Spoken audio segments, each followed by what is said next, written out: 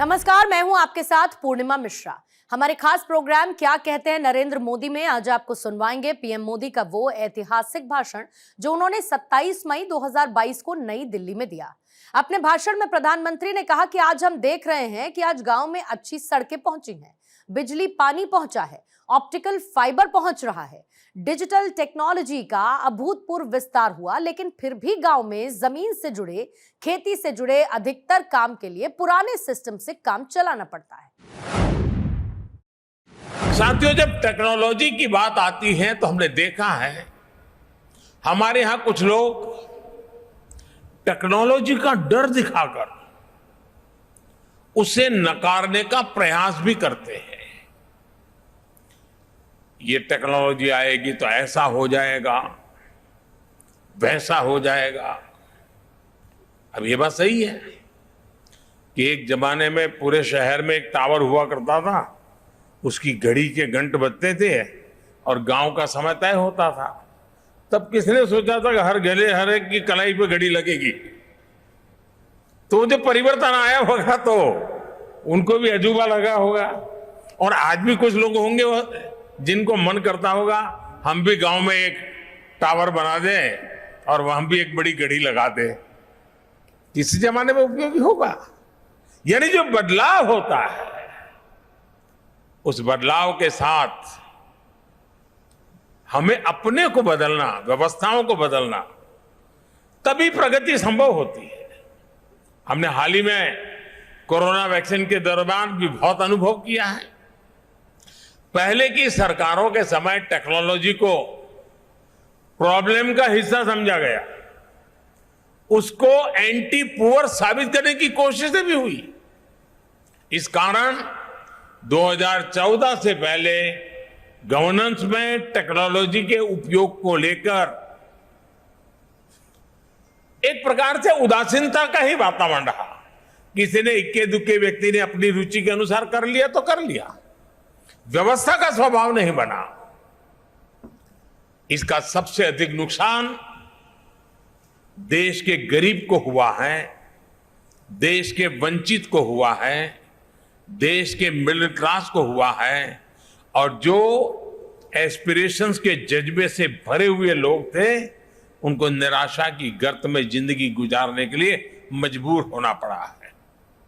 साथियों, हम इस बात का इनकार नहीं करते कि नई टेक्नोलॉजी डिस्ट्रप्शन लाती है। वो नए माध्यम खोजती है, वो नए अध्याय लिखती है, वो नए रास्ते, नई व्यवस्था भी बनाती है। हम सभी ने वो दौर देखा है कि जीवन से जुड़े कितने ही आसान विषयों को कितना मुश्किल बना दिया गया था। मुझे नहीं पता कि आप में से कितने लोगों ने बचपन में राशन की दुकान पर अनाज के लिए, केरोसिन के लिए, चीनी के लिए लाइन लगाई होगी। लेकिन एक समय ऐसा था कि घंटों इसी काम में लाइन में लगे हुए गुजर जाते थे। और मुझे तो अपना बचपन याद है कि हमेशा एक डर रहता था कि कहीं ऐसा तो नहीं कि मेरा नंबर आने तक अनाज खत्म हो जाएगा, दुकान बंद होने का समय तो नहीं हो जाएगा। ये डर 7-8 साल पहले हर गरीब के जीवन में रहा ही रहा हो। लेकिन मुझे संतोष है कि आज टेक्नोलॉजी की मदद से हमने इस डर को समाप्त कर दिया है। अब लोगों में एक भरोसा है कि जो उनके हक का है वो उन्हें मिलेगा ही मिलेगा। टेक्नोलॉजी ने लास्ट माइल डिलीवरी को सुनिश्चित करने में, सैचुरेशन के विजन को आगे बढ़ाने में बहुत बड़ी मदद की है। और मैं जानता हूं कि हम इसी गति से आगे बढ़कर अंत्योदय के लक्ष्य को प्राप्त कर सकते हैं। बीते 7-8 वर्षों का अनुभव मेरा विश्वास और मजबूत करता है, मेरा भरोसा बढ़ता जा रहा है। जनधन, आधार और मोबाइल की त्रिशक्ति, जैम, इस ट्रिनिटी की वजह से आज हम देश भर में पूरी पारदर्शिता के साथ गरीब को उसके हक की चीजें जैसे राशन जैसी बातें हम पहुंचा पा रहे हैं। इस महामारी के दौरान भी हमने 80 करोड़ गरीबों को मुफ्त राशन सुनिश्चित किया है। साथियों, ये हमारे टेक्नोलॉजी सॉल्यूशन की करेक्टली डिजाइन करने, एफिशिएंटली डेवलप करने और प्रॉपरली इंप्लीमेंट करने की शक्ति है कि आज भारत दुनिया का सबसे बड़ा वैक्सीनेशन अभियान सफलता से चला रहा है। आज देश ने जो रोबोट्स यूपीआई फ्रेमवर्क डेवलप किया है, उसकी मदद से लाखों करोड़ रुपए गरीब के बैंक खाते में सीधे ट्रांसफर हो रहे हैं। महिलाओं को, किसानों को, विद्यार्थियों को अब सीधे सरकार से मदद मिल रही है। 21वीं सदी के नए भारत में, युवा भारत में हमने देश को नई स्ट्रेंथ देने के लिए, स्पीड और स्केल देने के लिए टेक्नोलॉजी को अहम टूल बनाया है।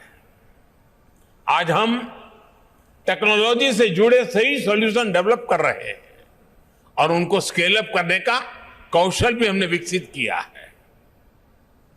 देश में ड्रोन टेक्नोलॉजी को प्रोत्साहन गुड गवर्नेंस के, ईज ऑफ लिविंग के, इसी कमिटमेंट को आगे बढ़ाने का एक और माध्यम है।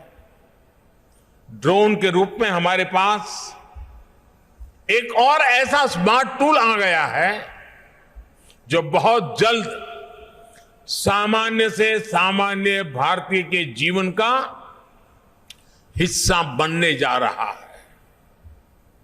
हमारे शहर हो या फिर देश के दूर दराज गांव देहात वाले इलाके, खेत के मैदान हो या फिर खेल के मैदान, डिफेंस से जुड़े कार्य हो या फिर डिजास्टर मैनेजमेंट, हर जगह ड्रोन का इस्तेमाल बढ़ने वाला है। इसी तरह टूरिज्म सेक्टर हो, मीडिया हो, फिल्म इंडस्ट्री हो, ड्रोन इन क्षेत्रों में क्वालिटी और कंटेंट दोनों को बढ़ाने में मदद करेगा। अभी जितना इस्तेमाल हो रहा है ड्रोन का, उससे कहीं ज्यादा इस्तेमाल हम आने वाले दिनों में देखने वाले हैं। मैं सरकार में हर महीने एक प्रगति कार्यक्रम चलाता हूं। सभी राज्यों के मुख्य सचिव स्क्रीन पर होते हैं, टीवी के, और अनेक विषयों की चर्चा होती है। और मैं उनसे आग्रह करता हूं कि ड्रोन से जो प्रोजेक्ट चल रहा है मुझे वहां का पूरा लाइव डेमोन्स्ट्रेशन दीजिए, तो मैं बड़ी आसानी से चीजों को कोरिलेट करके वहां निर्णय करने की सुविधा बढ़ जाती है। जब केदारनाथ का पुनर्निर्माण का काम शुरू हुआ, अब हर बार तो मेरे लिए केदारनाथ जाना मुश्किल था, तो मैं रेगुलरली केदारनाथ में कैसे काम चल रहा है, कितनी तेज गति से, तो वहां से ड्रोन के द्वारा रेगुलर मेरे दफ्तर में बैठ करके उसकी जब भी रिव्यू मीटिंग होती थी तो मैं ड्रोन की मदद से केदारनाथ के डेवलपमेंट के काम को रेगुलर मॉनिटर करता था। यानी आज सरकारी कामों की क्वालिटी को भी देखना है, तो मुझे जरूरी नहीं कि मैं पहले से बता दूं कि मुझे वहां इंस्पेक्शन के लिए जाना है, तो फिर तो सब कुछ ठीक ठाक हो ही जाएगा। मैं ड्रोन भेज दूं, पता वही लेकर के आ जाता है और उनको पता तक नहीं चलता है कि मैंने जानकारी ले ली है।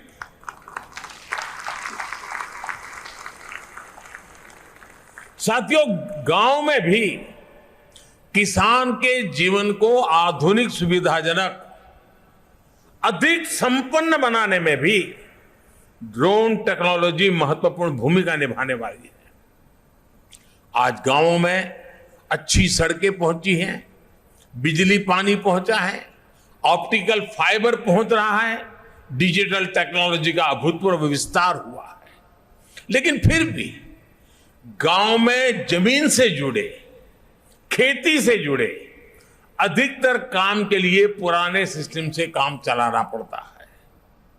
उस पुराने सिस्टम में हर प्रकार का वेस्टेज है, परेशानियां भी बहुत है, और प्रोडक्टिविटी तो पता नहीं, तय नहीं कर पाते कुछ हुआ कि नहीं हुआ। इसका सबसे अधिक नुकसान हमारे गांव के लोगों को होता है, हमारे किसानों को होता है, और उसमें भी ज्यादा हमारे छोटे किसानों को होता है। छोटे किसान की जमीन और उसके संसाधन इतने नहीं होते कि वो विवादों को चुनौती दे पाए और कोर्ट कचहरी के अंदर चक्कर काट पाए।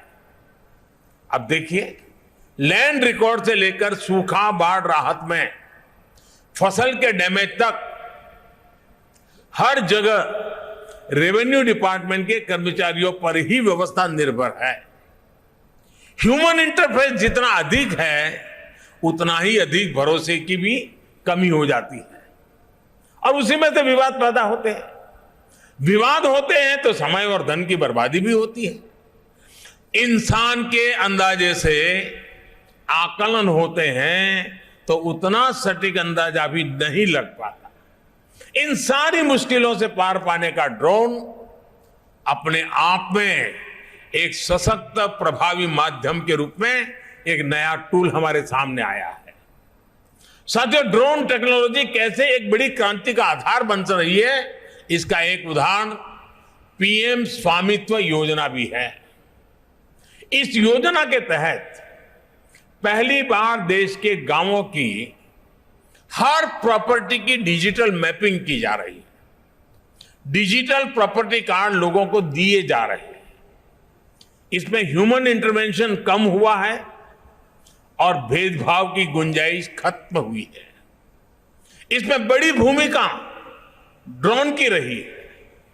थोड़ी देर पहले मुझे भी स्वामित्व ड्रोन उड़ाने का, उसकी टेक्नोलॉजी समझने का अवसर मिला है। थोड़ी देर उसके कारण भी शायद लग गई। मुझे खुशी है कि ड्रोन की मदद से अभी तक देश में लगभग 65 लाख प्रॉपर्टी कार्ड जनरेट हो चुके हैं, और जिसको ये कार्ड मिल गया है उसको संतोष है कि हाँ, मेरे पास मेरा जितनी जमीन है, मेरे पास सही डिटेल मिल गई। पूरे संतोष के साथ उन्होंने इस बात को कहा है। वरना हमारे यहां अगर छोटी सी जगह की नपाई भी होती है तो उसमें सहमति बनाने के लिए सालों साल लग जाते हैं। साथियों, आज हम देख रहे हैं कि हमारे किसान ड्रोन टेक्नोलॉजी की तरफ तेजी से आकर्षित हो रहे हैं। उनमें एक उत्साह दिख रहा है, वो इसे अपनाने के लिए तैयार है। ये ऐसे ही नहीं हुआ है, ये इसलिए है क्योंकि पिछले 7-8 साल में जिस तरह कृषि क्षेत्र में टेक्नोलॉजी का इस्तेमाल बढ़ाया गया है, उस वजह से टेक्नोलॉजी किसानों के लिए हवा नहीं रह गई है।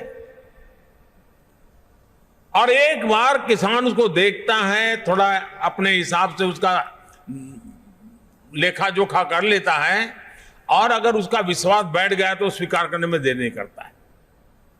अभी मैं बाहर जब किसानों से बात कर रहा था तो मध्य प्रदेश के एक इंजीनियर मुझे बता रहे थे कि मुझे तो लोग अब ड्रोन वाला कर करके बुलाते। बोले मैं इंजीनियर हुआ लेकिन अब तो मेरी पहचान ड्रोन वाले की हो गई है। उन्होंने मुझे कहा कि साहब देखिए, मैंने उनको कहा कि आप क्या भविष्य क्या देखते हैं, तो उन्होंने मुझे कहा साहब देखिए, जो पल्सीज मामला है ना हमारे यहाँ, उसकी खेती बढ़ेगी और उसमें कारण एक ड्रोन होगा। मैंने कहा कैसे? उन्होंने कहा साहब पल्सीज की खेती होती है तब उसकी फसल की ऊंचाई ज्यादा हो जाती है, तो किसान अंदर जाकर के दवाई ववाई के लिए उसका मन नहीं करता है, मैं कहाँ जाऊंगा, वो छिड़काव करता, आधी तो मेरे शरीर पे पड़ती है, और बोले इसलिए उस फसल की तरफ वो जाता ही नहीं है। बोले अब ड्रोन के कारण ऐसी जो फसलें हैं जो मनुष्य की ऊंचाई से भी कभी कभी ऊंची होती हैं, ड्रोन के कारण उसकी देखभाल, उसकी दवाई का छंटकाव बोले इतना आसान होने वाला है कि हमारे देश का किसान आसानी से पल्सीज की खेती की तरफ जाएगा।